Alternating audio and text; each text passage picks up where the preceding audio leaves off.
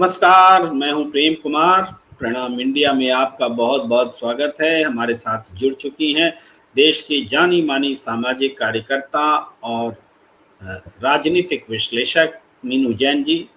मीनू जैन जी और मेरी तरफ से आप सभी दर्शकों का बहुत बहुत आभार। और हम विस्पर कैंपेन पर चर्चा करने उतरे हैं। ये विस्पर कैंपेन क्या होता है, ये विस्पर कैंपेन पर हम क्यों बात कर रहे हैं। दरअसल हेमंत सोरेन ने एक बल्कि ट्वीट करके जानकारी तो दी ही है, साथ में उन्होंने एक विज्ञापन भी लगाया है। विज्ञापन इस मायने में मतलब विज्ञापन वाली स्टोरी जैसे होती वैसी स्टोरी, अपने ट्वीट पे विज्ञापन कोई क्यों दे, लेकिन एक विज्ञापन स्टोरी बनाई है जिसमें विस्पर कैंपेन को उन्होंने समझाया है कि क्या होता है विस्पर कैंपेन। देखिए, चुनाव प्रचार खत्म होने के बाद डोर टू डोर कैंपेन तो हमने सुना है कि लोग जाते हैं, डोर टू डोर कैंपेन करते हैं कार्यकर्ता। लेकिन विस्पर कैंपेन जो है ये सिर्फ चुनाव प्रचार के बाद नहीं होता, पहले से हो रहा होता है। और इस पर हेमंत सोरेन ने बताया है कि करोड़ों रुपए खर्च किए गए हैं, बीजेपी ने करोड़ों रुपए खर्च किए हैं। तो विस्पर कैंपेन जो है दरअसल डेमोक्रेटिक ढांचे में जो इलेक्टोरल कैंपेन है उसका लीगल हिस्सा नहीं है। ये विस्पर कैंपेन प्लांटेड है, कार्यकर्ता कुछ लोगों को पैसे देकर ये प्लांट कराया जा रहा है, इसलिए इसको हम इलीगल हिस्सा बोलेंगे कि आपको जो बोलना है खुल करके पार्टी झंडे के साथ आइए, प्रचार कीजिए, वो चुनाव प्रचार का हिस्सा है। लेकिन आप वेश बदल करके, युवा बन करके, या कोई दूसरा महिला बन करके, या सेना का आदमी बन करके, पुलिस का जवान बन करके, जैसे अब मैं इसलिए सेना को बदनाम करना मेरा मकसद नहीं है, लेकिन मेरा मकसद तो उन बहुरूपिया के बारे में बात करना है जो सेना का अफसर, नकली अफसर बन करके अपने आप को बता के और देश प्रेम और झूठा जज्बा दिखा करके और उसको किसी पार्टी से जोड़ते हैं। मैं वहां कह रहा हूं अलग अलग तरीकों से वो एक पार्टी से जोड़ने का प्रयास करते हैं और इसमें झूठ फैलाते हैं। अगर ईमानदारी से बात करें तब तो कोई बात नहीं, ईमानदारी से कोई कैसे बात करेगा। अगर पैसा लिया हुआ है, पैसा पेड कार्यकर्ता तो पेड बातें ही करते हैं, तो वो भी छद्म रूप में करेंगे तो वो ईमानदारी की बात रह नहीं जाती है। तो ये सबसे पहले हम वो कैंपेन, बल्कि हम वो ट्वीट दिखाना चाहते हैं जो हेमंत सोरेन ने की है। इसको थोड़ा सा समझिए कि हेमंत सोरेन ने क्या किया है, और उन्होंने पूरी प्लानिंग भी बनाई है, उस पर भी हम बात करेंगे। ये स्क्रीन पर आप छोटा दिख रहा है, थोड़ा बड़ा कर लेते हैं। उन्होंने लिखा है, साथियों, बिहार, छत्तीसगढ़, उड़ीसा और बंगाल से आए लोग जिन विधानसभाओं में चुनाव हो रहे हैं, वहां जहां चौक चौराहों पर चुनाव पर चर्चा करते हुए मिलेंगे, वहां चौक चौराहों पर मिलेंगे। यह भाजपा का नया शिगुफा है जिसे विस्पर कैंपेन कहते हैं। इसके लिए हर विधानसभा में 1 करोड़ से अधिक खर्च कर दिए गए हैं। जैसा वीडियो में दिख रहा है कुछ वैसा ही है। इन सब के केंद्र में होता है डर। वे आकर अपने काम की बातें नहीं करेंगे, बल्कि आपको झूठी बातों से डराएंगे, नकली डर दिखाएंगे। कोई मुद्दे नहीं है उस पर आपको बरगलाएंगे। हमारे पास इलेक्टोरल बॉन्ड, नकली दवाइयां, नकली वैक्सीन से देशवासियों की जिंदगी से खिलवाड़ कर जुटाए गए चंदे तो नहीं है। इसलिए मैं आप सभी झारखंड वासियों से अपील करता हूं कि आप सब मेरे लिए आज और कल विस्पर नहीं, खुलकर कैंपेन करें, क्योंकि झारखंडियों के स्वभाव में डरना और धीरे धीरे चोरी से बोलना नहीं होता। विस्पर नहीं, बोल्ड होकर बोल। जय झारखंड। ये हेमंत सोरेन ने बात कही है, यानी विस्पर कैंपेन का जवाब बोल्ड कैंपेन से दीजिए और उनको नेस्तनाबूद कीजिए। अब जिस वीडियो की चर्चा कर रहे हैं हेमंत सोरेन, उसको भी मैं दिखाता हूं। इससे आपको थोड़ा पूरा व्हिस्पर कैंपेन समझ में आएगा, तब हम मीनू जी के पास में आएंगे और व्हिस्पर कैंपेन कैसे किया जाता है, कैसे प्रभावित करते हैं, कैसे चुनाव प्रभावित किया जाता है, कैसे इसमें इलीगली पैसे डाले जाते हैं, चुनाव प्रचार के नाम पर ये कदाचार है, मॉडल ऑफ कंडक्ट के नाम पर ये कदाचार है।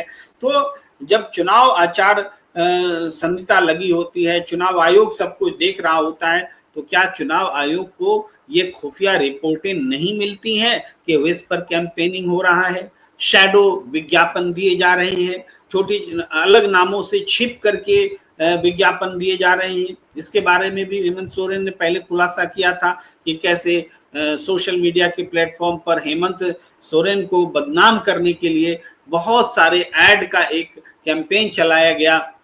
चुनाव आयोग के पास में यह शिकायतें हैं और चुनाव आयोग ने, मैंने कल बड़ी हल्के नजर से देखा था, इस मामले पर संज्ञान में लिया भी है। लेकिन मैं उस वीडियो को पहले दिखाने चाहता हूं, देखिए। झारखंड का क्या विकास हुआ? असल में ना हमारे मुख्यमंत्री जी जो कहते हैं ना सही कहते हैं। क्या मिला आप लोगों को झारखंडी आदिवासी मुख्यमंत्री चुनने से? हाँ, कुछ नहीं। भाड़े के बाहरी प्रचारकों से हमें नहीं जानना है हमें क्या मिला। 7 जन्म लगेगा तुम्हारे मुख्यमंत्री को हमारे हेमंत भैया से बराबरी करने के लिए। हम चुप हैं, इसीलिए अनाप शनाप कुछ भी बोले जा रहे हैं। सीएम स्कूल ऑफ एक्सीलेंस दिए है हेमंत अंकल, और साथ में ये साइकिल भी। हमें मिलने वाली छात्रवृत्ति राशि को 3 गुना किए है हेमंत अंकल। किशोरी समृद्धि योजना में 40,000 का सहायता किए है हेमंत अंकल। विदेश जाकर पढ़ने का सपना पूरा किए है हेमंत अंकल। हमारी जैसी बहनों को मैया सम्मान योजना दिया है हेमंत भाई ने। हमको पेंशन दिया है हेमंत बेटा। पता चला? नहीं समझ पाएंगे आप झारखंड से हेमंत अंकल के रिश्ते को। वो हम जैसी बेटियों और माताओं का हिम्मत है। एक ही नारा, हेमंत दोबारा, एक ही नारा, हेमंत दोबारा, एक ही नारा, हेमंत दोबारा।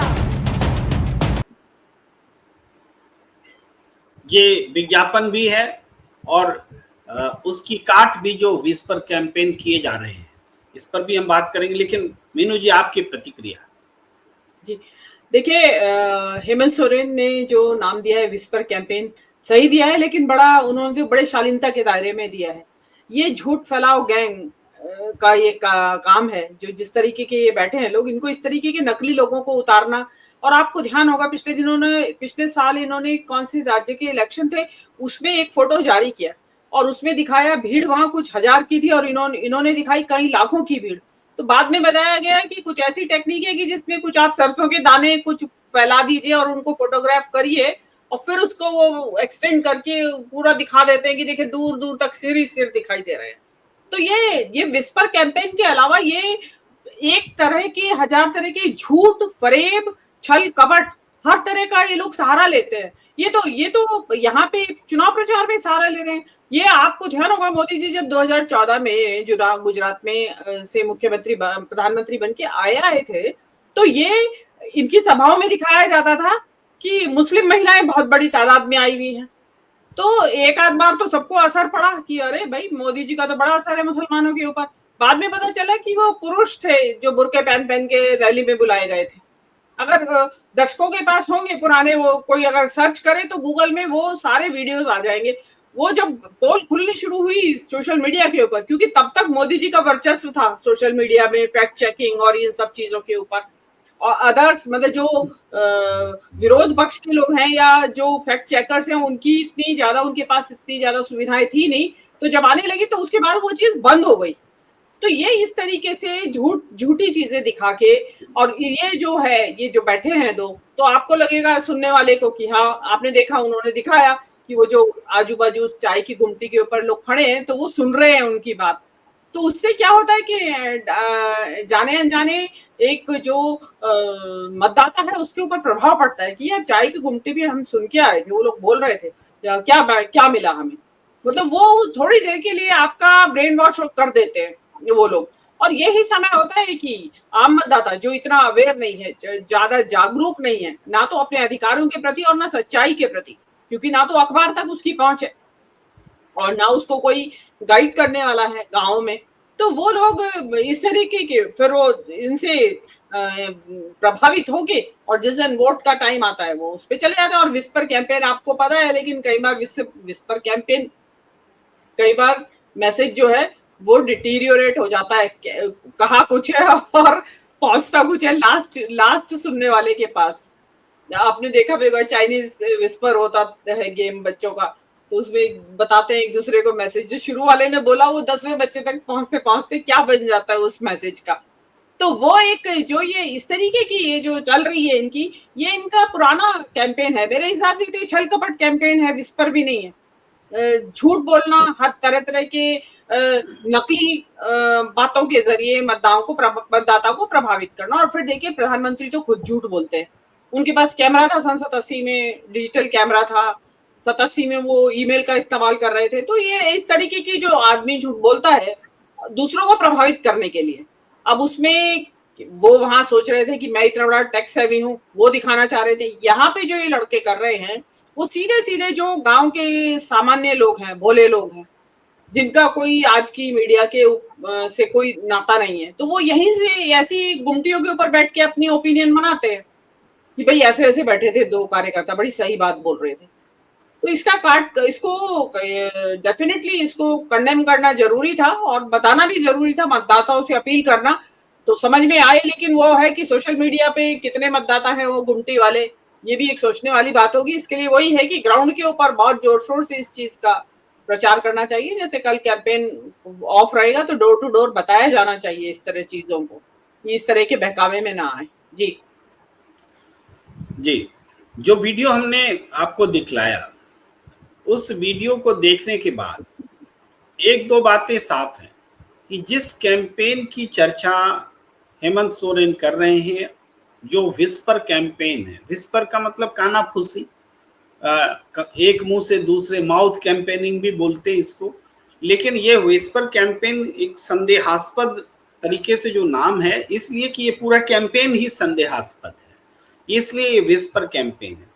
और इसको वीडियो बना करके, वो भी कुछ कलाकारों के साथ, जो हेमंत सोरेन ने बात कही है, तो इसका मतलब ये है कि हेमंत सोरेन ने विस्पर कैंपेन को पूरी गंभीरता से लिया है। ऐसा नहीं कि उन्होंने ट्वीट भर किया है, उन्होंने इस कैंपेन का काउंटर कैंपेन रखा है।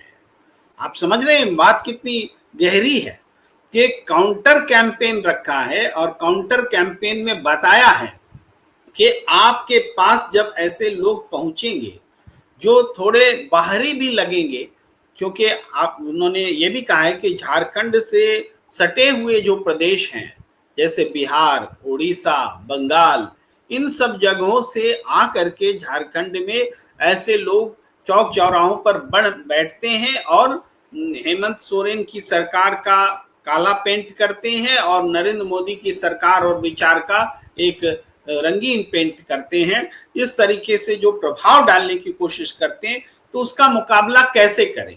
तो अब तक आम जनता विस्पर कैंपेन से अनभिज्ञ थी, उनको पता नहीं था। तो हेमंत सोरेन ने अपने कार्यकर्ताओं को बताया है कि ये बहुरूपिया जब इस तरह की बात करेंगे तो चौंक जाना है और उसके बाद चुपचाप सुनना नहीं है। एक देखिए महिला उसमें कह रही है कि मैं चुपचाप सुन रही, तो इसका मतलब क्या जो चाहोगे वो कहोगे। ये जो भाषा है जवाब देने की, वो भी हेमंत सोरेन थ्रू कर रहे हैं अपने कार्यकर्ताओं के बीच। और लास्ट में जो ट्वीट में उन्होंने लिखा है, विस्पर कैंपेन का जवाब विस्पर से नहीं, बोल्ड तरीके से दीजिए। तो ये एक तरह से, इसीलिए हमने कहा है हेमंत ने बनाई मुकाबले की प्लानिंग। ये दरअसल हम चर्चा जरूर विस्पर कैंपेन की कर रहे हैं, लेकिन वास्तव में पूरी चर्चा विस्पर कैंपेन के मुकाबले की है कि उसको कैसे मुकाबला किया जाना है, कैसे हेमंत सोरेन ने प्लानिंग बनाई है और कैसे करोड़ों रुपए जो खर्च किए गए हैं विस्पर कैंपेन का, उसके मकसद को नाकाम करने के लिए पार्टी अपने कार्यकर्ताओं का इस्तेमाल करे। ये बात इसमें साफ तौर पर सामने आती है। आप मेरी बातों से कितना सहमति रखती है मीनू जी? ये बोले, फिर मैं कुछ अपने अनुभव लेकर के भी आऊंगा। जी, मैं बिल्कुल आपकी बात से बिल्कुल सहमत हूँ। कि जनता को जागरूक करना ज्यादा जरूरी है। और जब खुद नेता जागरूक कर रहा है तो वो बात सही है। मेरा ये कहना था कि जैसे यहाँ पे सोशल मीडिया पे तो आ गया ये, और हमने इस चीज की चर्चा भी कर दी, दिखाया भी है, बताया भी है लोगों को, लेकिन इसमें जो मुझे लग रहा है कि अगर उन्होंने इस चीज को पकड़ा है, सोशल मीडिया पे लाए हैं, तो डेफिनेटली वो ग्राउंड पे भी उनके कार्यकर्ता ये काम कर रहे होंगे कि ये इनफैक्ट तो इसकी जो होता है ना, जो वैन वगैरह लगी रहती है कैंपेन में, तो उसमें इस वीडियो को चलाया जाना चाहिए बार बार, ये लोकल केबल चैनल्स के ऊपर या इस तरीके से, ताकि जहां तक लोगों की पहुंच हो, गांव ग्रामीण लोगों की, या जो थोड़ा जागरूकता जिनके अंदर कम है या कम पढ़े लिखे लोग हैं, जो इस तरीके के झांसे में जल्दी आ जाते हैं, तो उनको बताया जाना चाहिए कि जो इस तरीके के लोग बैठे रहते हैं, इस तरह की चर्चाएं जो करते हैं गली नुक्कड़ पे, चौराहे पे खड़े होके, ये चाय की दुकान पे, पान की दुकान पे, ये किस तरीके के फर्जी लोग हैं, इनको प्लांट किया गया है कि एक माहौल बनाने के लिए, जिसको कहेंगे राजनीति की भाषा में, कि ऐसा माहौल बनाइए कि देखिए चारों तरफ चर्चा यही हो रही है कि आदिवासी मुख्यमंत्री का तो कोई फायदा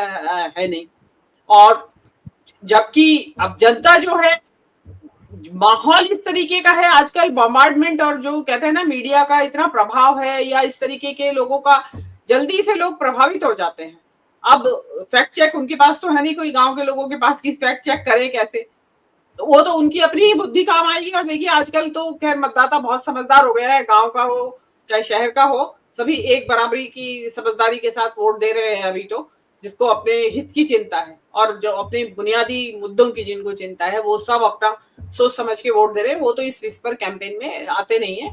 तो मेरे ख्याल से सही है कि सही समय पे उस बिल्कुल जो चुनाव के एंड टाइम पे इस चीज को पकड़ के और इसको मतलब चालाकी को पकड़ा उन्होंने, और इसको अपने ट्वीट के जरिए सोशल मीडिया पे इसको बताया, वो एक अच्छी चीज है। इसका एक छोटा सा वीडियो भी बना के डाल दें वो सोलो अपने मुंह से, ताकि ये जनता को पता चल जाए। जी बिल्कुल बिल्कुल, आप सही कह रहे हैं। ये जो वीडियो उन्होंने जारी किया और हमने दिखाया, उन्होंने स्थानीय भाषाओं में भी ऐसे वीडियोस बनाए हैं, तो मैं अपने हिंदी के दर्शकों का भी ख्याल रखते हुए थोड़ा हिंदी में ही देना चाहता हूं, ताकि लोगों को समझ में आए, और मैंने वो वीडियो दिखाए। मैं एक बार फिर वो वीडियो दिखलाता हूं, ताकि हमने जो व्याख्या की है, हमने जो बातें रखी उस वीडियो के बारे में, उसको देखने से एक बार फिर आपको समझ में आएगा कि दरअसल विस्पर कैंपेन का काउंटर हेमंत सोरेन कैसे कर रहे हैं, और जिस पर कि करोड़ों रुपए बीजेपी ने खर्च किए हैं। नया मेडिकल कॉलेज बने, झारखंड का क्या विकास हुआ? असल में ना हमारे मुख्यमंत्री जी जो कहते हैं ना सही कहते हैं। क्या मिला आप लोगों को झारखंडी आदिवासी मुख्यमंत्री चुनने से? हाँ, कुछ नहीं। भाड़े के बाहरी प्रचारकों से हमें नहीं जानना है हमें क्या मिला। 7 जन्म लगेगा तुम्हारे मुख्यमंत्री को हमारे हेमंत भैया से बराबरी करने के लिए। हम चुप हैं, इसीलिए अनाप शनाप कुछ भी बोले जा रहे हैं। सीएम स्कूल ऑफ एक्सीलेंस दिए है हेमंत अंकल, और साथ में ये साइकिल भी। हमें मिलने वाली छात्रवृत्ति राशि को 3 गुना किए है हेमंत अंकल। किशोरी समृद्धि योजना में 40,000 का सहायता किए हेमंत अंकल। विदेश जाकर पढ़ने का सपना पूरा किए हेमंत अंकल। हमारी जैसी बहनों को मैया सम्मान योजना दिया है हेमंत भाई ने। हमको पेंशन दिया है हेमंत बेटा। पता चला? नहीं समझ पाएंगे आप झारखंड से हेमंत अंकल के रिश्ते को। वो हम जैसी बेटियों और माताओं का हिम्मत है। एक ही नारा, हेमंत दोबारा। एक ही नारा, हेमंत दोबारा। एक ही नारा, हेमंत दोबारा।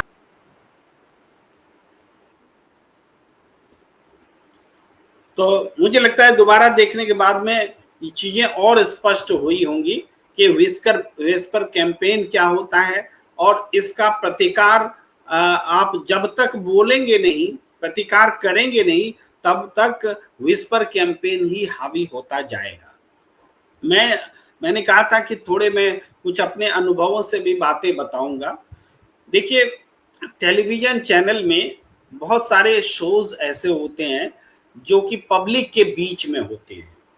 अब मैं यहाँ नाम नहीं लूंगा, थोड़ी सी नैतिकता भी रहती है, लेकिन आप सब जानते हैं कि हर एक चैनल में ऐसे शोज होते हैं जो पब्लिक के बीच होते हैं। खासकर दिल्ली के कनॉट प्लेस में होने वाले शोज को तो आप समझिए कि बहुत सारे चैनल वहीं इकट्ठा हो जाते हैं, वहां पूरी की पूरी एक भीड़ रहती है और वो बहस होती है। उसका मैं अक्सर हिस्सा रहा हूं, इसी हिसाब से मैं अपने अनुभवों से बता रहा हूं। दरअसल एक बड़ी संख्या में एक पार्टी के समर्पित कार्यकर्ता वहां मौजूद होते हैं। कार्यकर्ता भी मत बोलिए, पेड वर्कर्स बोलिए, मौजूद होते हैं। जितने उस पार्टी के लोग नहीं चिल्लाते हैं, उससे ज्यादा ये लोग चीख चीख कर चिल्लाते और बोलते हैं। और इनका काम ही होता है कि ऐसी चर्चा में शामिल होकर के उस चर्चा का अपहरण कर लेना, उस चर्चा में अपने दखल को बढ़ाना और उस चर्चा में उस पार्टी का गुणगान करना। तो पूरी तरीके से आप देखें तो जो चतुर नहीं है, जो एंकर चतुर नहीं है, वो तो आसानी से उनके ट्रैप में फंस जाता है और पूरा जो आउटकम निकलता है वो एक ही पार्टी की जय जयकार करता हुआ निकलता है और पूरा का पूरा शो एक तरह से अपहरण हो जाता है। लेकिन जहां एंकर समझदार भी हैं, लेकिन आजकल तो समझदारी भी किसी की गुलाम हो गई है। हम बहुत समझदार हैं, हम जागरूक हैं, हम एंकर हैं, हमें पता है कि यहाँ पेड कार्यकर्ता हैं, लेकिन फिर भी हम अपने नैरेटिव्स को स्थापित करने के लिए जो मेरे हुक्म आका ने हमें कहा है, उस आका की बात को स्थापित करने के लिए हम जानबूझ करके उन पेड वर्कर्स के बीच चले जाते हैं कि यहाँ से तो वो हमें समर्थन वाला मसाला मिल ही जाएगा और हम जो एस्टैब्लिश करना चाहते हैं वो इको होगा, और वो इको होता है। तो इस तरीके से ऐसा भी हम नहीं मान सकते कि ये जो पेड वर्कर्स है वो अगर चैनल और एंकर नहीं चाहे तो वो उस प्रोग्राम का अपहरण कर ले, ये इनकी मर्जी से होता है। ये बात हम आपको बता रहे हैं। इसके अलावा अगर हमारे दर्शक ध्यान देंगे तो आगे भी ध्यान दीजिएगा, और पिछले के भी आप जो शोज होंगे, आजकल वीडियो में होते ही हैं टीवी चैनल्स के शोज, जो इस तरह के शोज होते हैं, उसमें आप ध्यान देंगे। मीनू जी, आपको भी बता रहा हूं और अपने दर्शकों के सामने भी बता रहा हूं कि जो स्टूडियो के भीतर दर्शक वाले शोज होते हैं, उसमें स्टूडेंट्स को छोड़ दीजिए, स्टूडेंट्स का एक किस्सा हम थोड़ा अलग से बोलेंगे, लेकिन बहुत सारे वो चेहरे जो कनॉट प्लेस में घूम रहे होते हैं, यही पेड कार्यकर्ता वाले, वो चेहरे भी स्टूडियो में बैठे होते हैं। और आपको ताज्जुब होगा कि उन लोगों को ये न्यूज चैनल वाले उनके घर से पिकअप और ड्रॉपिंग दोनों की सुविधा देते हैं। इसके अलावा नाश्ता वगैरह देना तो जेन्युइन बनता है। अगर आप किसी को बुला रहे हैं तो मुझ पर मेरी कोई आपत्ति नहीं है कि नाश्ते का पैकेट दे रहे हैं, चाय दे रहे हैं, कुछ दे रहे हैं, तो ये तो देना चाहिए। लेकिन बुलाना और उसके बाद वो उन चेहरों को जो पेड कार्यकर्ता के तौर पर हमेशा कनॉट प्लेस में अड्डा डाले रहते हैं, वो इन शोज का हिस्सा बन जाते हैं। और फिर यहाँ भी वो जो मेरे आका ने हमें बताया है उसके लिए कौन से चेहरे मुझे सूट करते हैं, क्योंकि डर ये रहता है कि मेरे शो को कहीं बाकी लोग जो हैं जिनको मैं नहीं जानता हूं, वो कहीं मेरे विचार के खिलाफ बोल करके मेरे शोज का अपहरण न कर ले, या मैं जो समझाना चाहता हूं समझा ना पाऊं। तो इसलिए कुछ पेड कार्यकर्ता जो है वहां पर आयात कर लिए जाते हैं, और एंकर को पता होता है कि कौन कार्यकर्ता, वो तो पहचाना हुआ चेहरा है। जब मैं पहचान रहा हूं तो एंकर क्यों नहीं पहचानेगा। अब वो अपनी बात को जैसे थोड़ा सा बैलेंस उनके हिसाब से डिसबैलेंस होता है, तो वो उन चेहरों के पास चले जाते हैं और फिर से अपने नैरेटिव को बोल्ड करते हुए नजर आते हैं। तो ये जो बातें हम बता रहे हैं ये एकदम सच्चाई है। आप किसी भी स्टूडियोज के शो में आप पहचानिए उन चेहरों को जो कनॉट प्लेस में दिखते हैं, बार बार दिखते हैं, और वैसे खुले शोज में दिखते हैं, तो आपको ये कॉमन लिंक समझ में आ जाएगा। तो ये विस्पर कैंपेन ये नहीं है, ये तो इसका कुछ अलग नाम देना पड़ेगा, कैंपेन इन डिसगाइज या ऐसा कुछ बोलना पड़ेगा। वेश बदल करके कैंपेन करना कराना, इसका कुछ नाम देना पड़ेगा। इस तरीके से ये पूरे चुनाव को, पूरे देश में विमर्श को, बल्कि चुनाव ही नहीं, चुनाव बीत भी जाता है, अग्निवीर को सही ठहरा देते हैं सारे चैनल वाले, ऐसे ही लोगों को इकट्ठा करके अग्निवीर को भी सही ठहरा देते हैं। और हम जैसे लोग जो अग्निवीर के खिलाफ तर्क रखते हैं, हमारी जुबान दबा दी जाती है और ऐसा पेंट किया जाता है कि ये तो नालायक है, इसको कुछ आता नहीं है, इसको केवल सरकार का विरोध करना है, इसीलिए अग्निवीर का विरोध करना है। इस तरह से हम जैसों को भी नालायक साबित कर देते हैं वो लोग इस तरह के इसमें। अब ये मत पूछिएगा कि ऐसे शो में जाते क्यों हैं, वो अलग सवाल, अलग जवाब, वो हम फिर जवाब देंगे। लेकिन मीनू जी, ये जो विस्पर कैंपेन है, दरअसल आंखें खोलने के लिए, मतदाताओं की आंखें खोलने के लिए बहुत जरूरी है इस विस्पर कैंपेन को समझना। और इस विस्पर कैंपेन का मुकाबला करने के लिए जो हेमंत सोरेन उतरे हैं, देश की पहली क्षेत्रीय पार्टी है, पहली क्षेत्रीय पार्टी, और उसके नेता हेमंत सोरेन, जिसने इस पर कैंपेन को पकड़ा है और जरूरी समझा है कि इसका काउंटर किया जाए। अरे ये काम तो कांग्रेस न कर सकी, ये काम तो आरजेडी समाजवादी पार्टी न कर सकी, यह काम तो शरद पवार की एनसीपी या उद्धव ठाकरे की शिवसेना न कर सकी, वो काम जेएमएम ने कर दिखाया है। यहाँ राजनीतिक समझ को भी पकड़िए मीनू जैन जी। जी जी जी, जैसे आप कह रहे हैं ना कि विस्पर कैंपेन है या नाम कुछ और, तो ये तो झूठ फैलाओ ध्यान भटकाओ कैंपेन है।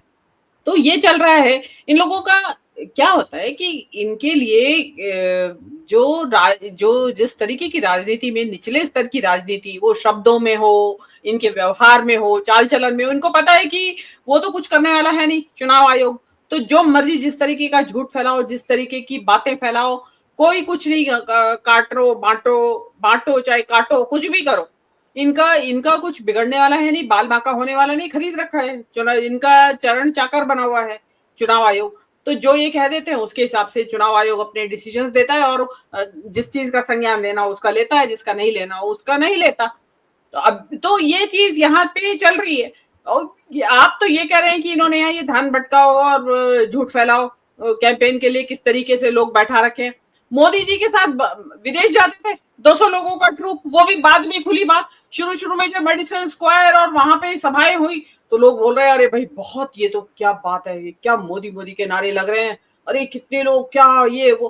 बाद में पता चला है वो एडवांस पार्टी जाती है 150-200 लोगों की, जो वहां जाके मोदी मोदी मोदी। और तो और वो वहां पे उसकी सभा में अपने आपके ट्रम्प जीता तो उसने रॉबर्ट कैनेडी का नाम लिया, उसको बॉबी बोलते हैं वहां पे निकनेम बना के। तो वो बॉबी बोल रहे थे, इन्होंने मोदी बना दिया उसका। उसमें वो सारे चैनल लग गए आपके जिनका आप जिक्र कर रहे हैं।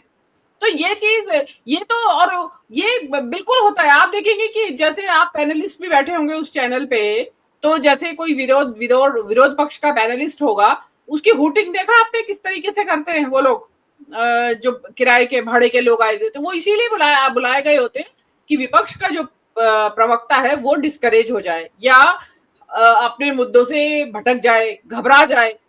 तो ये उसके लिए एक साइकोलॉजिकल उसके ऊपर प्रेशर बनाने के लिए वहां पे करते हैं।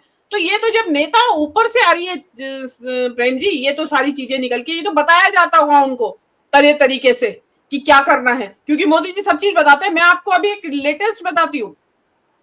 आपने पंकजा, ये महाजन की बेटी जो है पूनम महाजन, उसका एक इंटरव्यू देखा होगा लल्लन टॉप पे, मैं नाम ले रही हूँ, लल्लन टॉप के ऊपर। उसमें वो क्या बोल रही है एक जगह कि 3 तलाक वाले जो मुद्दा था उसके ऊपर जब लोकसभा में बोल रहा था, तो मोदी जी ने मुझे बताया कि तुम्हें ये पॉइंट्स इस तरीके से बोलना है।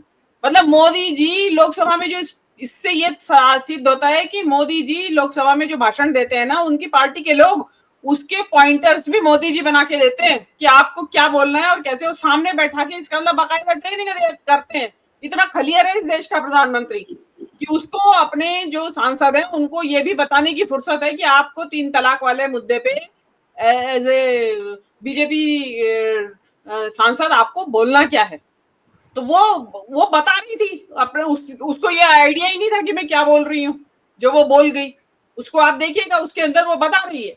तो जब मोदी जी इस तरीके की बातें सारी, और वो तो झूठ बोलते हैं, मां झूठ बोलते हैं। तो ये जो विस्पर कैंपेन, ये झूठ ध्यान भटकाओ, झूठ फैलाओ ध्यान भटकाओ कैंपेन जो ये इनका चल रहा है, ये तो इनका हथियार है, टूल है, ये टूल किट है इनका अपने चुनाव जीतने का। अगेन वही कि जब आप लोगों को बहकाने पे आए हुए हैं तो किसी भी तरीके से आप बहकाएंगे, और जहां पे कोई जो संस्थाएं हैं वो पूरी पक्षपातपूर्ण व्यवहार कर रही हैं, तो उसमें तो कोई कुछ कर ही नहीं सकता। लेकिन हाँ, ये है कि इसको टाइमली, मैं कहूंगी थोड़ा सा लेट ही हो गया, लेकिन शायद ये भी ठीक है, ताजा ताजा दिमाग में रहेगा लोगों के। परसों वोटिंग है तो कम से कम लोगों को ध्यान रहेगा। अभी हालांकि 43 सीट पे तो हो चुकी है वहां पे पोलिंग, अब बाकी की जो बची सीटें हैं उन पे ये चीज काम में आएगी। इसको गली गली, डोर टू डोर वर्बली फैलाएं, दिखाएं, तो वो ज्यादा अच्छा रहेगा। क्योंकि देखिए सोशल मीडिया पे जो लोग देखते हैं वो वोट देने कम जाते हैं असल में, और बहुत सारे लोग हैं सोशल मीडिया के ऊपर, जाएंगे उसमें से भी वोट देने, पर उतनी बड़ी तादाद में नहीं जितनी बड़ी तादाद में गांवों से, या जो जिनके बुद्धे हैं, जिन लोगों की आवाज नहीं है, गरीब लोगों की, उन तक पहुंचाना। मीनू जी, ये बात सच है कि सोशल मीडिया में जो लोग होते हैं, आम आदमी सब सोशल मीडिया में नहीं है, लेकिन जो हमारे पत्रकारिता के स्टूडेंट्स हैं उनको पता है कि पत्रकारिता में एक ओपिनियन लीडर टर्म आता है। ओपिनियन लीडर कोई भी हो सकता है जो मतदाताओं को प्रभावित करता है। वो दूध वाला भी हो सकता है, वो चाय वाला भी हो सकता है, वो पान की दुकान वाला हो सकता है, वो खैनी बेचने वाला हो सकता है, वो गुटखा बेचने वाला हो सकता है, वो गांव का मुखिया हो सकता है, सरपंच हो सकता है, महिलाएं हो सकती हैं, रेहड़ी वाले हो सकते हैं, कोई भी ओपिनियन लीडर्स हो सकते हैं। तो ये जो सोशल मीडिया के वीडियोस होते हैं जिसके जरिए कैंपेन भी किया जाता है, तो क्या होता है, जैसे जो वीडियो हमने आपको दिखाया उसमें क्या है, एक व्यक्ति, एक साउंड आवाज आ रही है जिसमें अमित शाह का भाषण चल रहा है, और उस भाषण को सुन करके वहां दो व्यक्ति में से एक जो कि पेड कार्यकर्ता है कहता है कि अरे तुम लोगों ने आदिवासी मुख्यमंत्री बना ही लिया तो मिला क्या। तो क्या हुआ, सोशल मीडिया के जरिए बात फोड़ी गई चाय की दुकान पर, और पेड कार्यकर्ता ने उस सोशल मीडिया की बात को अपने ढंग से थ्रू किया, जिस तरह से प्लानिंग है उसके हिसाब से। तो इसी कारण से ये सोशल मीडिया का जो वीडियो होता है वो भले ही सारे मतदाताओं तक नहीं पहुंचे, लेकिन ये ओपिनियन लीडर्स के पास होता है जो मतदाताओं को प्रभावित करते हैं। वो उस मीडिया के कंटेंट को, सोशल मीडिया के कंटेंट को मतदाता तक पहुंचा देते हैं। ये मैंने वो बातें बताई जो जेन्युइनली होता है, जो भी मीडिया को समझते हैं, पत्रकारिता को समझते हैं, जन संचार को समझते हैं, उसके माध्यमों को समझते हैं, उनको ये बात बहुत आसानी से समझ में आएगी और वो समझते हैं ये ओपिनियन लीडर का ये होता है। मैं एक बात कह रहा हूं कि आज चुनाव प्रचार का आखिरी बस कुछ घंटे हैं, आखिरी दिन है। राहुल गांधी ने एक प्रेस कॉन्फ्रेंस महाराष्ट्र में कर ली है, दूसरी प्रेस कॉन्फ्रेंस बस होने वाली है, 2:30 बजे का समय था, मुझे पता था कि वो कम से कम 3 तो बजेगा ही, क्योंकि महाराष्ट्र से झारखंड आना है, तो उस हिसाब से वो 3 बजे के करीब होगा। और राहुल गांधी ने मुद्दा तो सेट कर ही दिया है कि झारखंड हो या महाराष्ट्र, मुद्दा यही है कि सरकार को उन लोगों के हाथ में जाने नहीं देना है जो अडानी के लिए जल जंगल जमीन सौंप देंगे, जो अडानी के लिए सरकार को गिरवी रख देंगे।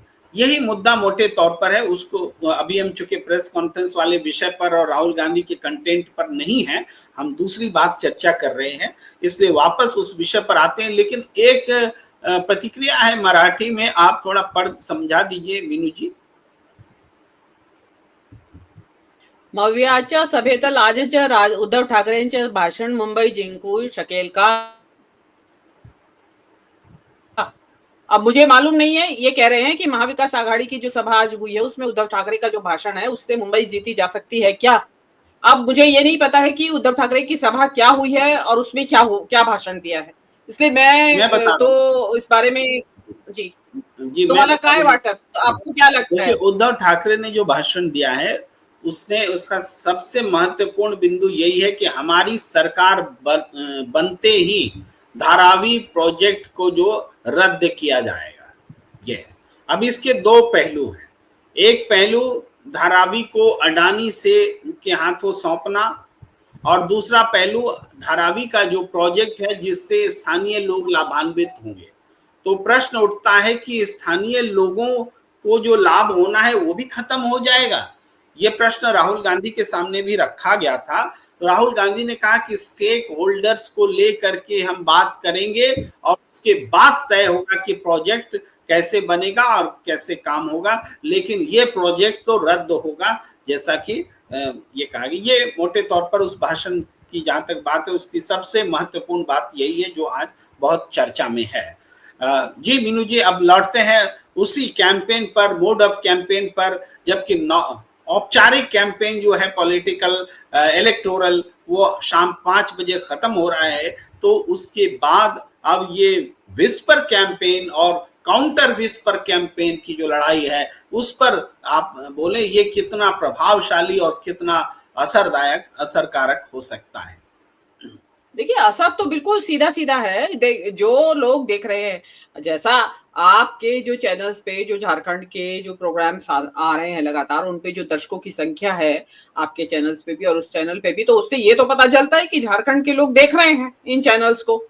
तो इसका मतलब ये है कि एक साइजेबल है संख्या जो इस चीज को देख रही है। और वो जो आज ये एक तरीके से मैं तो ये कहूंगी पर्दाफाश, आपकी जो चालाकी है, आप जो एक गुमराह करने की या भटकाने की मुद्दों से जो चालाकी कर रहे थे उसको पकड़ लिया गया है बीजेपी के ये झारखंड मुक्ति मोर्चा के द्वारा, और उन्होंने बेनकाब कर दिया है आपकी। किस तरीके से आप बेवकूफ समझते हैं क्या पब्लिक को कि इस तरह के नकली लोग, भाड़े के लोग बैठा देंगे आप वहां लाके जनता के बीच में, और वो उससे ये माहौल बन जाएगा कि हाँ भाई आदिवासी मुख्यमंत्री के खिलाफ माहौल बन जाए। और रही बात वो जो बात कर रहे हैं आदिवासी मुख्यमंत्री तो इससे पहले भी बने हैं हेमंत सोरेन। इसका मतलब क्या बीजेपी आदिवासी मुख्यमंत्री नहीं बनाती या नहीं बनाने का विचार रखती है क्या? तो वो चीजें, राज्य आदिवासी है, आदिवासी मुख्यमंत्री, इनफैक्ट ये कहिए कि नॉन आदिवासी मुख्यमंत्री भी बनाया बीजेपी नहीं, बीजेपी ही लाई थी आदिवासी बहुल राज्य के लिए एक नॉन आदिवासी मुख्यमंत्री। तो वो चीजें जो अगर जिस तरीके के भी ये आपके कैंपेन हो रहे हैं, तो इसका ये जो बड़ा जो इम्प्रेसिव है और बिल्कुल मैसेज बिल्कुल साफ साफ जा रहा है और बिल्कुल सही सही जा रहा है। जगह भी सही चुनी है कि गाँव में ऐसे छोटी मोटी गुमटी के ऊपर लोग आते हैं चाय वाय पीने के लिए, और वहां पे इस तरीके का, और ये यहाँ ही थोड़ी, ये तो इनके सभाओं में भी रहता है। तो तरह तरह के बैनर्स लगा के एक जगह क्लस्टर में लोग होते हैं, या जैसे आप दिखाएंगे कि मोदी जी ने कुछ कहा है तो उसके बारे में लोग हंस किसी और बात पे रहे होंगे या ताली किसी और बात पे पीट रहे होंगे, ये एडिट करके दिखा देते हैं वो तो मोदी जी की बात पे पीट रहे थे ताली। तो उसको ये, क्योंकि इनका एडिटेड वर्जन होता है तो ये उसमें बेईमानी करते हैं। तो अभी इनका तो ये है कि बिल्कुल ये इनके इन प्रकार हैं, उसके लिए कुछ भी करना पड़े, झूठ बोलना पड़े, इस तरीके के लोग प्लांट करने पड़े, झूठा प्रचार करना पड़े, तो वो सब चलेगा, सब जायज है इसके लिए। और ये देखें जो हेमंत सोरेन ने कहा कि भाई आप इसके बहकावे में ना आए और आप सच बोले और सच का साथ दे। और सच के लिए देखिए हेमंत सोरेन, कल्पना सोरेन और उनकी पार्टी के नेता जो है वो बड़े लगातार सड़क के ऊपर हैं, मतलब कैंपेन कर रहे हैं। तो आप मैं तो मतदाताओं से कहूंगी कि दोनों जगह सुने जाके कि वहां क्या बोल रहे हैं और यहाँ क्या बोल रहे हैं, सच किधर बोला जा रहा है। जहाँ सच बोला जा रहा है उसका आप साथ दीजिए। आप देखिए ना, अब ये जनता के ऊपर डिपेंड करता है कि उनके मुख्यमंत्री को अरेस्ट करके 5 महीने के लिए डाल दिया जेल में, एक अस्थिरता पैदा कर दी सरकार में, और उसको बाद में जमानत मिली तो पता चला कि केस फर्जी है, इस बेस पे जमानत दी गई। तो जनता को तो मुझे लगता है कि वहां की जनता ने तो ऑलरेडी ले लिया होगा फैसला कि झूठे केस में जो पार्टी भाजपा ही तो सरकार में है ना इस टाइम, केंद्र सरकार में, तो उन्होंने जब वो मुख्यमंत्री को इस तरीके से झूठे केसेस में डाल सकती हैं तो वो किसी भी हद तक जा सकते हैं चुनाव जीतने के लिए। और अभी तो हमें पता नहीं, हम तो बहुत दूर बैठे हैं, तो ग्राउंड पे पता नहीं और क्या क्या हो रहा होगा, किस तरीके की फ्रॉड चल रहे होंगे, किस तरीके के नाटक नौटंकियां क्या क्या चल रही होंगी, वी नेवर नो, हमें पता ही नहीं है। ये तो ये क्योंकि वो लोग अपना उनका राज्य का चुनाव है तो उन्होंने पकड़ लिया इस चीज को कि नकली लोग, भाड़े के लोग बैठाए जाते हैं वहां पे, और वो बना माहौल बनाने के लिए। तो अब ये पता नहीं कब से चल रहा होगा ये तो पकड़ में आ गया, तो इससे तो औरों को इंस्पिरेशन लेनी चाहिए। मैं तो कहती हूँ ताबड़तोड़ कल का दिन है अभी, तो कार्यकर्ताओं को इसी बेस पे सजग करने के लिए लगाए और पकड़े ऐसे लोगों को। जी हेमंत सोरेन ने चुनाव प्रचार खत्म होने के ठीक पहले मीडिया से क्या कहा है वो भी हम आपको सुनाते हैं। कब से माने जा रहे हैं और क्या आपको लग रहा है कि जिसका असर इस चुनाव में देखने को मिलेगा? देखिए, इस राज्य में सबसे अधिक हमारे विपक्ष के लोगों ने इस सत्ता को और इस राज्य को दिशा देने का काम किया। आज वो एक योजना नहीं बता सकते, एक कार्य नहीं बता सकते जो इस राज्य का नाम रोशन करता हो। हमने इस राज्य में कई ऐसे ऐतिहासिक निर्णय लिए हैं जो आज देश क्या दुनिया इसकी आवाज बहुत धीमी है, आवाज सुनाई नहीं पड़ रही है, इसलिए मैंने हटा दिया। मुझे भी समझ में नहीं आ रहा है कि वो क्या बोल रहे हैं। तो लेकिन इन्होंने मोटे तौर पर जो बातें अपने ट्वीट में बताई हैं वो ये कह रहे हैं कि 20 साल से झारखंड को दोनों हाथों से लूटने का काम बीजेपी ने किया और झारखंड को जानबूझकर पिछड़ा रखने का काम किया। वहीं अबुआ सरकार, मैंने अपनी सरकार को अबुआ सरकार बता रही कि ने विकास की लंबी लकीर खींची है। राज्यवासियोों के आशीर्वाद से हम राज्य पर लगे पिछड़ेपन का दंश हटाने के लिए मजबूती से आगे बढ़ेंगे, ये बात कह रहे हैं। इसके अलावा वो कहते हैं कि मेरी सरकार में सभी जाति धर्म के लोगों को योजनाओं का लाभ मिला है, आगे भी मैं सभी को हक अधिकार देने के लिए काम करूंगा।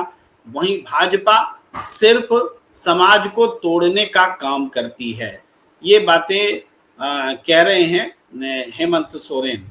तो चलिए, ये तो कैंपेन का पार्ट होता है जो वो कह रहे हैं, लेकिन जो विस्पर कैंपेन पर हेमंत सोरेन ने कहा है, और इससे पहले आपको याद होगा कि उन्होंने एक पूरी सूची निकाली थी कि सोशल मीडिया पर फर्जी नाम से बड़ी संख्या में आईडी खोल करके उसमें हेमंत सोरेन के बारे में झूठी बातें, उनको बदनाम करने के लिए, उनकी चरित्र हत्या करने के लिए, उनको भ्रष्ट बताने के लिए वो बातें प्रसारित और प्रचारित की जा रही थी। उसकी पूरी सूची बना करके उन्होंने चुनाव आयोग को सौंपी, उन्होंने मीडिया के बीच में अपने ट्विटर हैंडल पर रखा, और एक बड़ा, वो भी एक बड़ी प्लानिंग है कि सोशल मीडिया के सारे प्लेटफॉर्म पर लाखों करोड़ों रुपए खर्च करके ऐसे समूह को पैसे से लैस करके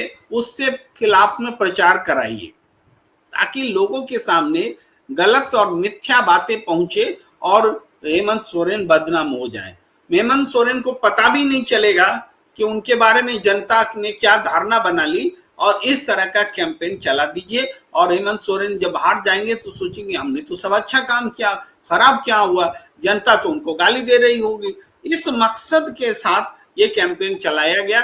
इस पर हेमंत सोरेन ने बहुत संज्ञान लिया और कानूनी लड़ाई एक तरह से उसका रास्ता बना दिया है। चुनाव आयोग के सामने वो गए हैं और चुनाव आयोग ने कुछ वैसी, बल्कि बीजेपी के लिए जो प्रचार किया जा रहा था उस पर रोक भी लगाई है, लेकिन पूरे उस कैंपेन के का जो है, मतलब पैसा प्रोवाइड करने वाला, जो फंड देने वाला है, फंडर है, उसको पकड़ने की कोई इच्छा जो है चुनाव आयोग दिखला नहीं रहा है। असल आप उन चोर को पकड़कर क्या करेंगे? चोर का सरगना ही तो जिम्मेदार है चोरी करवाने के लिए। तो ये क्राइम हो रहा है, वो छोटे छोटे पेशेवर क्रिमिनल को पकड़ के आप क्या करेंगे? जो मास्टरमाइंड है वो है ना मास्टरमाइंड। अगर आप छोटे एक पेशेवर को पकड़ेंगे, कोई दूसरा पेशेवर आ जाएगा। ये धंधा तो रुकने वाला नहीं है, और इस धंधे को रोकना चुनाव आयोग का काम था। जो देख नहीं रहा है मीनू जी।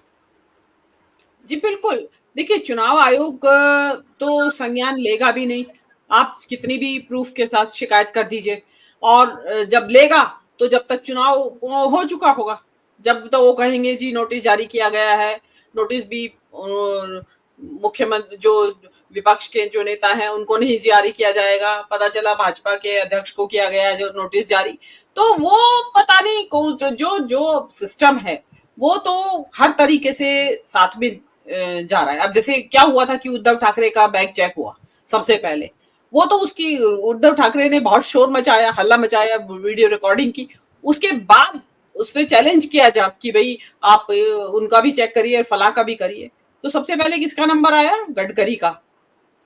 मतलब आप देखिए कि उन्होंने पहले भी अपने लोगों का भी किया, तो किसका कि जो उनका अंदर से दुश्मन है, तो उसका किया, उसके बाद जिनका किया वो तो सब सजग हो गए। फिर तो आपने जो किया तो वो तो आपका जो पार्टिजानशिप है जो वो दिखाई दे रही है वो सब। अब जो चुनाव आयोग है देखिए जिसके उसके बारे में तो जितना आलोचना की जाए उतनी कम है। आप अब उसको पब्लिक केचुआ कहने लगी है। अब यहाँ भी कई कह रहे होंगे, आपके कमेंट्स में कई लोग दर्शक कह रहे होंगे, तो लोगों ने केंद्रीय चुनाव आयोग का एक शॉर्ट फॉर्म बना दिया है केचुआ। केचुआ मतलब जिसकी रीढ़ नहीं होती, केचुए का शरीर में रीढ़ नहीं होती, इसीलिए वो ऐसे चलता है, घूमता हुआ, लहरा के चलता है, इसीलिए वो, तो वो चीज है। सिर्फ इतना ही नहीं है, केचुआ दूसरे का खून भी पीता है।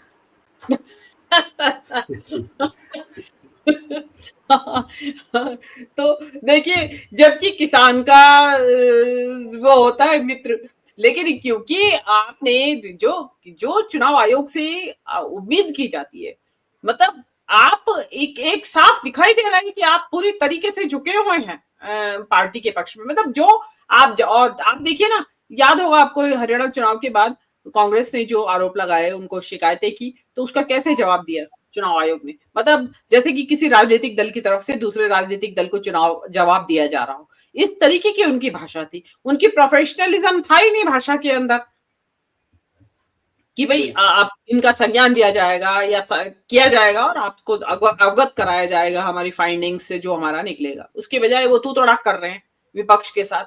तो वो दिखाता है कि वो किसके आदेश पे और कहां से लिख के आया होगा उनका जवाब, और जो कि उन्होंने कांग्रेस को दिया। तो ये जो चल रहा है, आप केंद्रीय चुनाव आयोग से तो कोई मेरे ख्याल से उम्मीद की भी नहीं जा सकती है, जो कि चुनाव के नतीजों तक में हेराफेरी कर रहे हैं, और जो अपनी मर्जी से जब मर्जी चाहे वोट प्रतिशत बढ़ा देते हैं, जब मर्जी चाहे वोट प्रतिशत घटा देते हैं, जब मर्जी चाहे ईवीएम में पड़े वोटों को कम गिन लेते हैं, जब मर्जी चाहे ज्यादा गिन लेते हैं। तो ये तो ऐसा हो रहा है कि अंधेर नगरी चौपट राजा हो रहा है।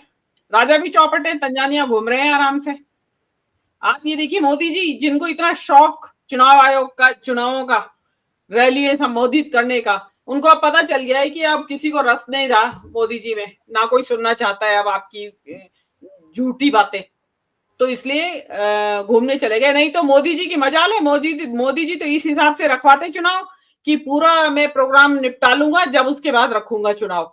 इनके यहाँ तो डेट्स इसी हिसाब से तय होती हैं। ये थोड़ी है कि अचानक मोदी जी को कॉल आ गई, जी आप आ जाओ यहाँ पे ब्राजील G20 के उसमें। इनको पता था पहले से, लेकिन इनको पता था कि मेरा कोई सुनने को अब आता नहीं है, लोगों का इंटरेस्ट खत्म हो गया। वो हरियाणा में इनको पता चल गया। मोदी जी की सभाओं में हरियाणा में भी कहाँ थी भीड़। ज्यादा चर्चा का विषय तो ये भी है ना कि लोग सुनने कहाँ आ रहे थे उनको। अब यही यहाँ हो रहा है, आपके महाराष्ट्र में दिखाई दे रहा है, तो उनको पता है। तो अब पता नहीं क्या क्या करने गए हैं। ये भी, इसमें भी कोई रहस्य है प्रेम जी, अब क्या बताएं यहाँ क्या बोले। ये भी कोई रहस्य है कि क्या करने गए हैं, बाहर से क्या करने गए हैं, आई डोंट नो जी। आवाज नहीं आ रही आपकी जी। चलिए इस प्रोग्राम को, इस कार्यक्रम को भी खत्म करने का वक्त तो हो चल रहा है। थोड़ी देर में प्रेस कॉन्फ्रेंस राहुल गांधी रांची में करने जा रहे हैं। प्रणाम इंडिया पर भी वो दिखाई देगा। नोटिफिकेशन बहुत लोगों को नहीं जा रहा है, विधि जी भी बता रही हैं, लेकिन अब इसमें हमारा वश नहीं चलता। हम सब चुनाव आयोग के और दूसरे संस्थानों के की नज़र में संदिग्ध लोग हो सकते हैं, जिन्होंने हमारा नोटिफिकेशन नहीं जाए इसके लिए कुछ कह रखा हो, तो हमारा वश यहाँ नहीं चलता, लेकिन फिर भी हम जानकारी दे रहे हैं कि रांची में जो प्रेस कॉन्फ्रेंस है उसका हम लाइव करने जा रहे हैं। आप जरूर जुड़िए और फिलहाल हमें दीजिए इजाज़त, हमें और मीनू जैन जी को, और हम दोनों की तरफ से आप सबका बहुत बहुत आभार। प्रणाम इंडिया को लाइक कीजिए, सब्सक्राइब कीजिए, शेयर कीजिए, ज्वाइन का बटन दबाइए और बने रहिए इसी तरीके से हमारे साथ। हमें दीजिए इजाज़त।